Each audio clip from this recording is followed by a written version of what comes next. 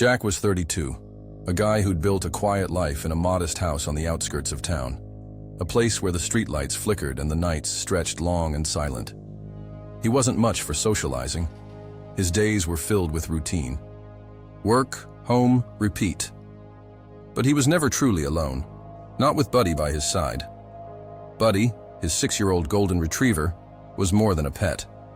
With his shaggy golden coat, that goofy grin, and eyes that seemed to see straight into your soul, Buddy was Jack's anchor. They'd been together since Buddy was a pup, a bundle of energy Jack had rescued from a shelter on a whim. 6 years. Later, they were a team, 2 souls against the world. Buddy was the kind of dog who'd greet Jack at the door with a wagging tail that could knock over a lamp, who'd sprawl across the couch like he owned it, and who'd nudge Jack's hand.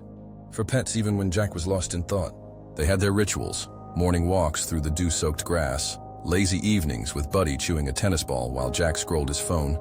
It was a simple life, but it was theirs. Until recently, that is. Until the nights started to change. It began small, just a shift in Buddy's vibe that Jack couldn't quite pin down. Normally, bedtime was clockwork. Jack would climb into bed, Buddy would flop down beside it, and the soft rhythm of his snores would lull Jack to sleep. But over the past week, that routine had unraveled. Buddy stopped sleeping. Instead, he'd sit by the bedroom door, his silhouette tense against the dim glow of the hall light. He'd stare into the corridor, ears twitching, as if something out there was calling to him. Sometimes he'd pace, claws clicking faintly on the hardwood. Other times, he'd let out a low, mournful whine that sent a shiver up Jack's spine. "Hey, YouTube fam," Jack would say, leaning into the camera with a half smile. "Ever had your pet start acting weird out of nowhere? Like they're seeing ghosts or something? Drop your stories in the comments. I'm dying to know I'm not alone here."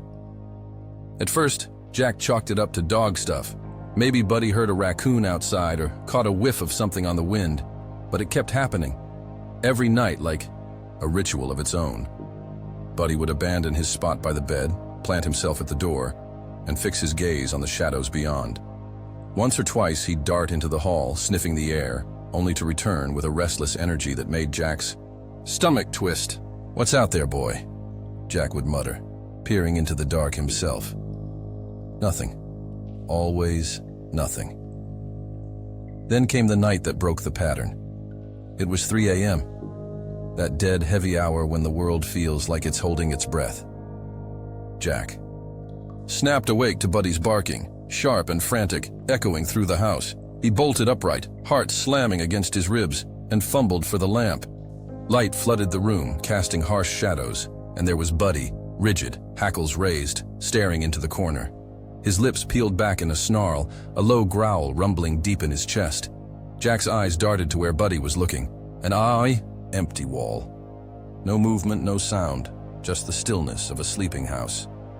"Buddy, what is it?" Jack croaked, his voice hoarse with sleep and something else. Fear, maybe. He slid out of bed, bare feet cold against the floor, and knelt beside his dog. Buddy didn't flinch. His growl deepened, his body coiled like a spring. Jack reached out, resting a hand on Buddy's back. The dog's fur was bristling, warm, and tense under his fingers.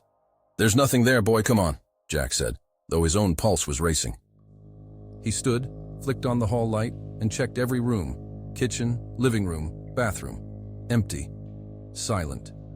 Back in the bedroom, Buddy finally relaxed, but his eyes stayed sharp, darting to the corner every few seconds. Jack didn't sleep after that. He lay awake, staring at the ceiling, the weight of Buddy's unease settling over him like a fog. The next day, he couldn't shake it. "I'm taking you to the vet," he told Buddy, grabbing the leash. The drive was quiet. Buddy's head out the window as usual, but Jack's mind was spinning. At the clinic, he spilled it all. The pacing, the staring, the growling. "He's waking me up every night," Jack said, running a hand through his hair. "It's like he's trying to tell me something." The vet was thorough, checked Buddy's ears, his eyes, his heart, even ran a blood panel. "He's in perfect health," she said with a reassuring smile. "Maybe he's picking up on something environmental. Construction nearby, wildlife. Dogs are sensitive." Jack nodded, but her words didn't sit right. This wasn't about squirrels or distant jackhammers. This was personal. "All right, YouTube crew," he'd say, voice low and serious. I wasn't buying the "he's" fine line, so I decided to play detective. I set up a security camera, nothing fancy, just a cheap one from the store. Ever done that to figure out what's spooking your pet? Tell me below. I was half expecting to catch Buddy chasing his own shadow. That night, Jack positioned the camera in the living room, angled to catch the front door and part of the hall. Its little red light blinked like an unblinking eye. He went to bed, Buddy curled up beside him, and tried to sleep. At 2:47 a.m., it happened again. Jack felt the bed shift as Buddy's weight vanished. He cracked an eye open just in time to see the dog leap to the floor and bolt for the door, ears perked, body alert. A moment later, Buddy was back, pawing at Jack's arm, his wet nose jabbing Jack's cheek. "Buddy, what?" Jack groaned, sitting up. Buddy whined, urgent and insistent, tugging at Jack's sleeve with his teeth. Okay, I'm up," Jack muttered, swinging his legs over the side of the bed. But Buddy didn't lead him anywhere, just stood there, staring at the door, trembling. Morning came, gray and heavy with clouds. Jack brewed coffee, his hands shaky, and sat down with the camera footage. What he saw stopped his breath. At 2:45 a.m., the front door handle moved, slowly, deliberately, a faint twist that lasted only a second. Then it stilled. 2 heartbeats. Later, Buddy charged into frame, a blur of gold racing toward the door. Jack rewound it, played it again, zoomed in until the pixels blurred, the handle moved. His coffee went cold as he stared at the screen, a chill crawling up his spine. "Someone's out there," he whispered to no one. Buddy, sprawled at his feet, lifted his head as if he understood. "Guys," he'd say to the camera, voice barely above a whisper, "I'm freaking out. My dog's been warning me about a break-in. Have you ever caught something creepy on camera? Smash that like button if you're as shook as I am." Jack didn't stop there. He tore through the house, checking every window, every door.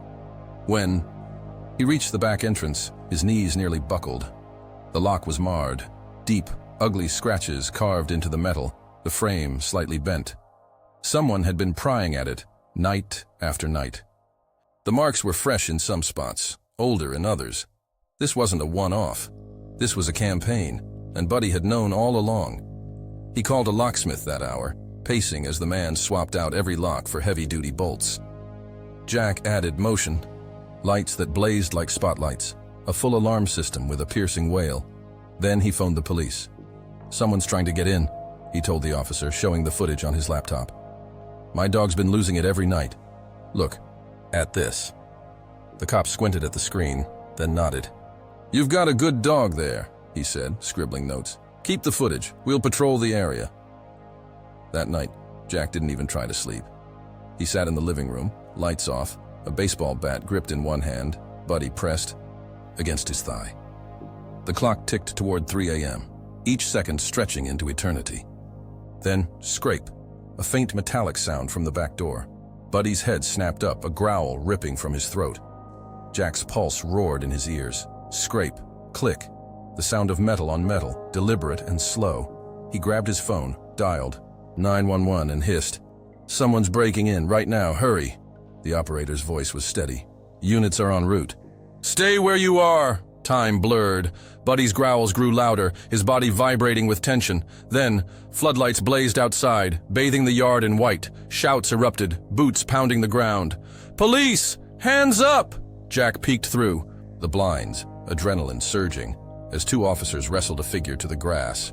A man in a dark hoodie, a crowbar glinting in his fist. Backup arrived, lights flashing, and within minutes, the guy was cuffed and shoved into a patrol car.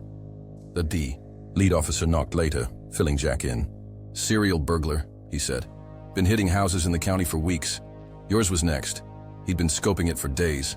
Lucky your dog's so sharp."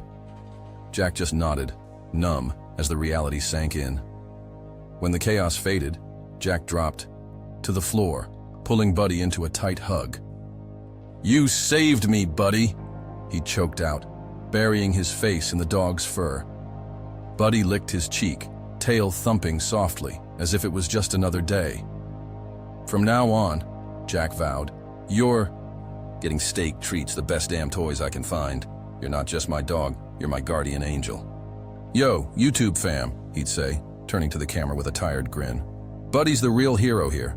Hit that subscribe button if you think he deserves a medal, or at least a lifetime supply of bones. And tell me, what would you do for a pet that saved your life? Let's blow up the comments. I need to hear from you. The sun rose slow and golden, painting the room in warm light. Jack sat there. Buddy sprawled across his lap and felt the weight lift, just a little. His house was safe.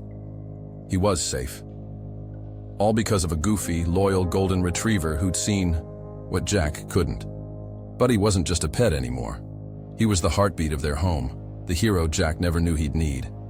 And as they faced the new day together, Jack knew one thing for certain. He'd never doubt Buddy's instincts. Again,